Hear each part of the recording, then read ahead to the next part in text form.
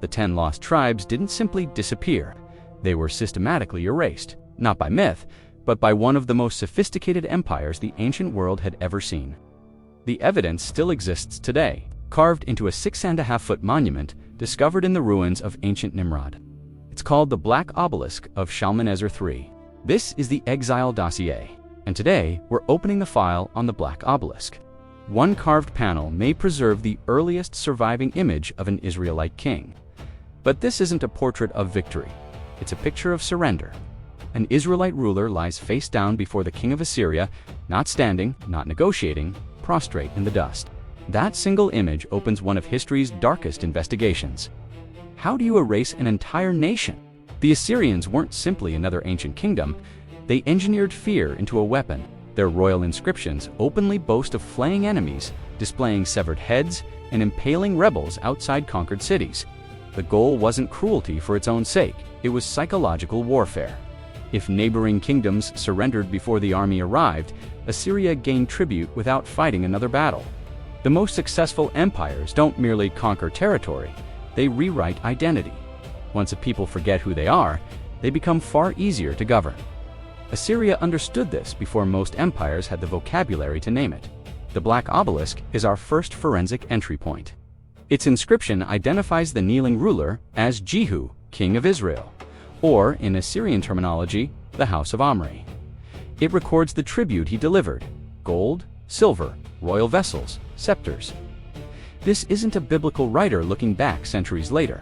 It's Assyria documenting its own dominance in real time. For the first time, Israel steps out of scripture and into an independent archaeological record. But the monument records something larger than tribute. It records the opening stage of Assyria's playbook: submission, then absorption. A generation later, Assyria overwhelmed the northern kingdom entirely. Mass deportation followed. Entire communities uprooted families, craftsmen, soldiers, officials marched deep into the empire. Foreign populations were simultaneously resettled in Samaria. The objective wasn't conquest, it was identity replacement. Cities can be rebuilt, armies can recover. But once a people's identity begins to dissolve, their resistance dissolves with it. This catastrophe didn't begin with Assyria, it began earlier. Rehoboam fractured the kingdom. Jeroboam established rival worship centers at Dan and Bethel. Political division became spiritual division, and spiritually divided kingdoms rarely survive powerful empires for long. Throughout Scripture, internal compromise becomes the doorway to external conquest. The pattern doesn't require interpretation, it requires a response. Assyria's deportation strategy didn't emerge from nowhere.